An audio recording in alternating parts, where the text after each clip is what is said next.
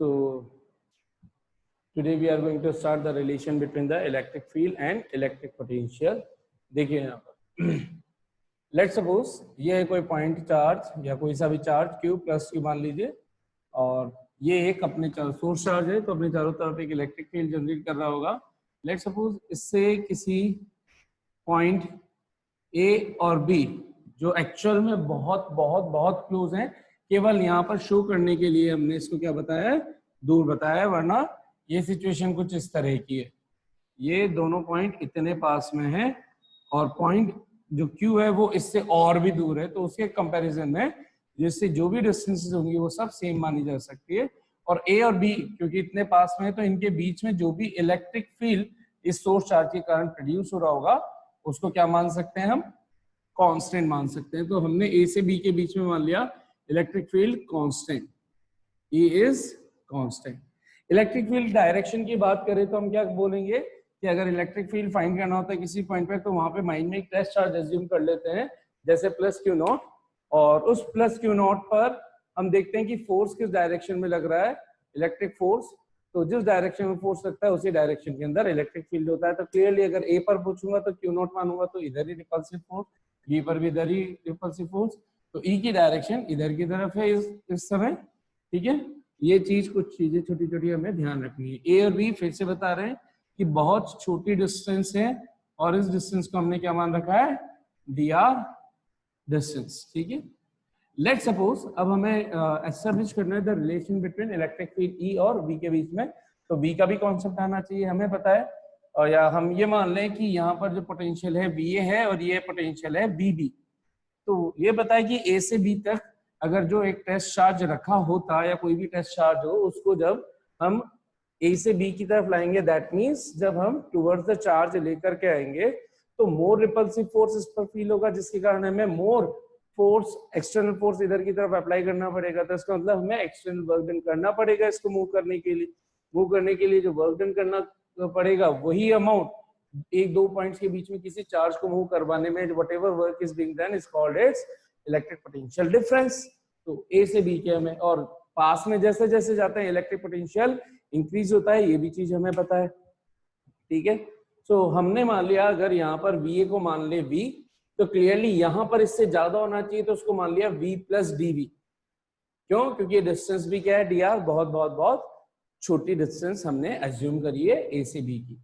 ठीक है, तो VA हो गया हमारे पास, VA कितना मान लिया V, और VB कितना हो गया V प्लस DV, क्योंकि कम डिस्टेंस पर ज्यादा, जितनी छोटी डिस्टेंसेस होंगी वहां पे इलेक्ट्रिक पोटेंशियल उतना ही ज्यादा हो जाएगा.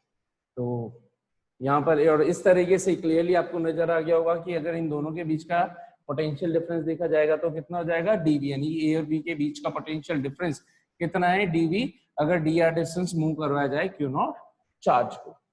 कॉन्सेप्ट क्या रहेगा हमारा कि हम इलेक्ट्रिक फील्ड और पोटेंशियल दोनों को एक दूसरे से रिलेट तभी कर पाएंगे जब कोई चीज कॉमन करवा दे. तो कॉमन क्या करवा दे, इलेक्ट्रिक पोटेंशियल की तो कहानी में ही वर्क डन है कि the amount of work done to move a charge between two points is called its electric potential difference. तो इलेक्ट्रिक फील्ड में भी अगर किसी तरह से वर्क डन लेकर के आ जाए तो हमारा काम हो जाएगा, दोनों वर्क डन सेम कहलाएंगे क्योंकि उसी चार्ज को मूव किया जा रहा है. तो हम कैसे बोल सकते हैं कि वर्क डन कैसे निकाले इलेक्ट्रिक फील्ड की टर्म्स में, तो हमें पता है इलेक्ट्रिक फोर्स तो लग ही रहा है, Q नॉट चार्ज लिया तो प्लस Q पर रिपल्सिव फोर्स लगा रहा है, किधर की तरफ लगा रहा है, इधर की तरफ लगा रहा है, अवे टू द. ठीक है, तो ये हो गया इसका Fe इलेक्ट्रिक फोर्स. इसी के अगेंस्ट हमें एक्सटर्नल फोर्स इस डायरेक्शन में लगाना है, F external. Clearly F external अगर पूछूंगा सो F external minus Q not E होगा, और Fe पूछूंगा इलेक्ट्रिक फोर्स ऑफ रिपल्शन तो Q नॉट E होगा E की डायरेक्शन में, क्योंकि इधर ही जा रहा है तो इधर वाली डायरेक्शन में पॉजिटिव मान लिया, इसके अपोजिट को नेगेटिव मान लिया.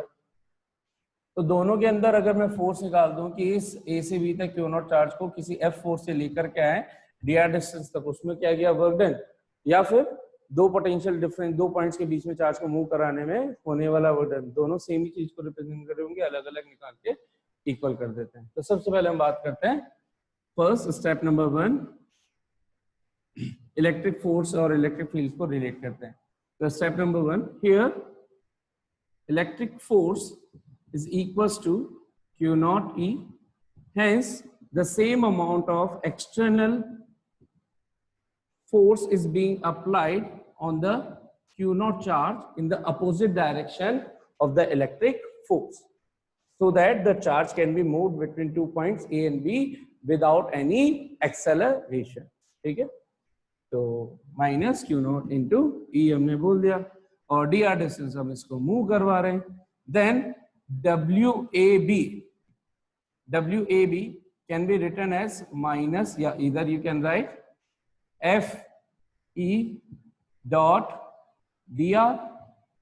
डी आर डिस्टेंस इधर मूव कर रहे हो, एफ उधर लग रहा है, आप एफ एक्सटर्नल लोगे तो एफ एक्सटर्नल और डी आर सेम डायरेक्शन में होंगे. एफ एक्सटर्नल लोगे तो फिर यहाँ माइनस क्यू नॉट इंटू ई लिख दोगे आप. इस चीज को आप ऐसे देख लो, या अगर एक्सटर्नल की बात करें तो हम इसको क्या लिख देंगे, minus Q naught into E vector dot D are vector. Simply आप ऐसे लिख सकते हो एक्सटर्नल की फॉर्म के अंदर, क्योंकि ये दोनों एक ही डायरेक्शन में पॉजिटिव वर्क डन आ जाएगा, और ई की टर्म्स में लिखेंगे तो वही चीज नेगेटिव आ जाएगी. तो क्योंकि हम इलेक्ट्रिक फील्ड से रिलेट करना चाहते हैं तो मैंने लिख दिया F E dot D are, F E D R cos 180 तो minus F E D R, और माइनस एफ ई, अभी ये मैग्नीट्यूड चल रहा है भाई, है ना, माइनस एफ ई बोलो, माइनस बाहर है, फॉर्मूले का माइनस है ये, और ये डी आर इसका है, तो minus F E D R. F E की वैल्यू, खुद की वैल्यू क्या है, क्यू ई, क्यू नॉट ई. इलेक्ट्रिक फोर्स की खुद की वैल्यू क्या है, Q naught E D R. तो हमारे पास डब्ल्यू ए बी आ गया ए से बी तक.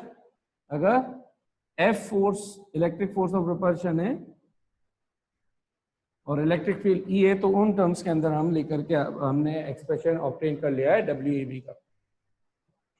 ठीक इसी तरह से स्टेप 2 किसके लिए निकाल देंगे हम, definition of electric potential. So by definition of potential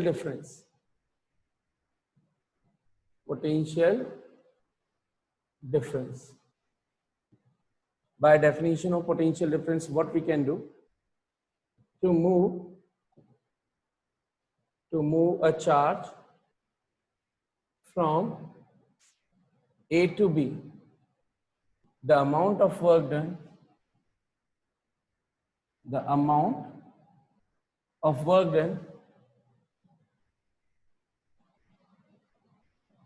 represents, is called the potential difference between them. That is W A B is equals to delta V A B. बोले तो V B माइनस V है. V B कितना है यहाँ पर, V B आपका V plus D V minus V, V से V cancel, ये हो गया आपके पास डी वी, और सॉरी क्यू नॉट भी तो आएगा, क्यू वी होता है ना basic formula, Q naught into to move a charge from A to B the amount of work done. जैसे ये होता है basic formula delta V is equals to W by Q naught. तो यहाँ से हमने ये फॉर्मूला बनाया, तो क्यू नॉट रह गया था बीच में, ये कितना हो जाएगा Q naught D V. So W A भी हमें मिल गया है कितना, Q naught D V. Equation number 2. Equation 1 और 2 को हम यहाँ पे सॉल्व कर लेते हैं. ठीक, और सॉल्व क्या कर लेते हैं, मतलब इक्वेट कर देते हैं by equation 1 and 2. By equation 1 and 2 we get, क्या मिलेगा हमें, minus Q naught E D V, minus Q naught E D V is equals to Q naught D V, sorry ये डी वी नहीं D R है, D R. तो क्या cancel हो रहा है यहाँ से, क्यू नॉट से क्यू नॉट, तो ई की वैल्यू क्या आ जाएगी, minus D we upon D R. और कहीं पे भी अगर इस तरह का कुछ वर्ड लिखा होता है जिसको डिस्टेंस है, डी आर क्या है, डिस्टेंस है बेसिकली, डी एक्स, तो जैसे D V by D X लिखते हैं तो इसको वेलोसिटी ग्रेडियंट पढ़ते हैं. ठीक है, इसी तरह से dp by dx इसको प्रेशर ग्रेडियंट रीड करते हैं, pressure upon distance, velocity upon distance. इसी तरह से dv by dr potential upon distance, इसको रीड किया जाता है potential gradient, electric potential gradient. This is called electric potential gradient. और इसकी वैल्यू कैसी आ रही है? नेगेटिव। तो चाहो तो बाहर माइनस भी लगा दो, माइनस, ठीक है। और इन डेल्टा की टर्म्स में जब हम लिखते हैं तो इसको आप चाहो तो ऐसे भी लिख सकते हो। अगर यही dv और dr की जगह हम डेल्टा की टर्म्स में लिख रहे होते तो ये फाइनली एवरेज टर्म्स में कैसे लिखा जाता है? Delta v upon delta r। और एक शॉर्ट के अंदर जब इसको पोटेंशियल ग्रेडियंट तो ग्रेड v भी लिखा जाता है, तो उसके लिए एक सिंबल अलग हो जाता है, ये वाला माइनस ऑफ ग्रेड v, उल्टा डेल्टा, ठीक है, माइनस ऑफ ग्रेड v। तो यहाँ पर क्लियरली ये पता चल रहा है कि जो इलेक्ट्रिक फील्ड है it is depending on the rate of change of electric potential with respect to distance. dv upon dr को रीड क्या करेंगे? Change in potential with respect to distance. So electric field depends on the electric potential in such a way that electric field at any point or between any 2 points would be represented by the rate of change of electric potential with respect to distance. Getting this?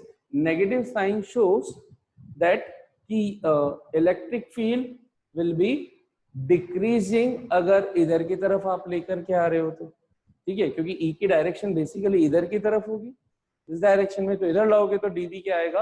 Negative आना start हो जाएगा। या बोल सकते हैं कि it would be क्या बोलेंगे इसको, स्टीप होगा सबसे ज्यादा जिधर इसकी dv की वैल्यू या इनकी रेट सबसे कम हो, वहां पर इलेक्ट्रिक फील्ड सबसे स्टीप होगा। ये इसका मीनिंग होता है, ठीक है। हाँ भाई, कितनों को समझ में आ गया ये वाला पूरा?